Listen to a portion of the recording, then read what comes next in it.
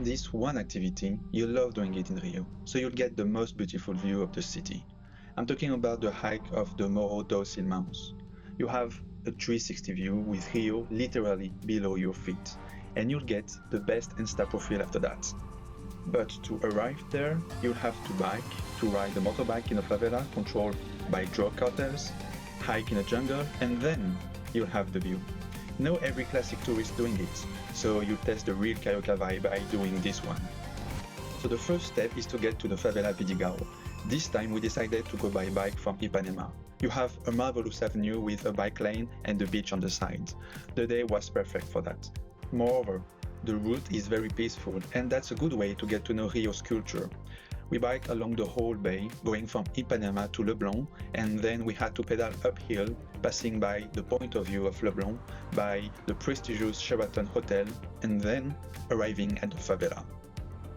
Now we at the main entrance, a big place with one big road. I wasn't sure if it could be possible or not, but now I'm certain. It's impossible to bike in Vidigal to get to the top. The road is way too steep, and it would take hours. As a result, the fastest way to get to the start of the hike is to get a moto taxi. Actually, you have a lot of them waiting for whoever wants to go up to the favela. That's the main means of transports here. So me and my girlfriend, we go behind our drivers and go up to the top of the favela. The ride is quite intense. We're going fast, the street is steep, and sometimes looks very slippery. And we're passing through cars at a fast pace. You have to trust your driver. They're doing that all day long. But it was so steep, when we reaccelerate, I nearly fell backward twice. So hold tight to the moto.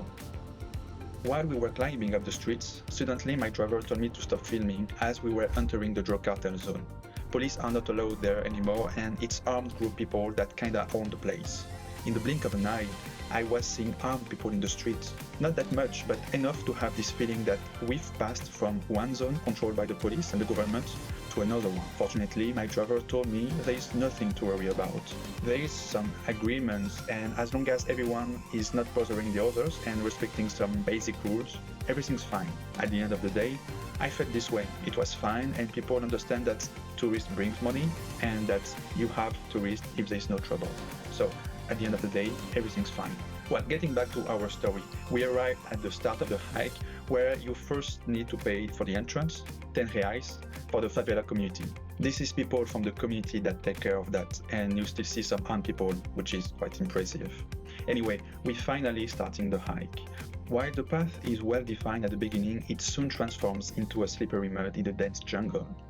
Though we feel fresh as you have a canopy protecting you from the sun. You can take a break while seeing Rosina favela below our feet. It's astonishing. And if you don't make too much noise, you'll maybe hear some micos, those cute little monkeys. Bring some bananas, you'll make them happy.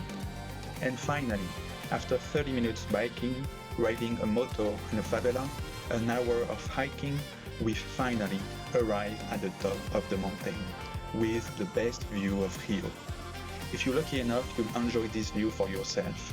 And the view by itself is insane. You see the beach, you see the lagoon, and also the corcovado. Consider from that point of view, you can see the whole Zona Sul of Rio, which is the whole south of the city with its various districts. You'll have amazing feeling doing this hike. And a pro tip, bring a beer with you. That's a really nice desert one after all those efforts.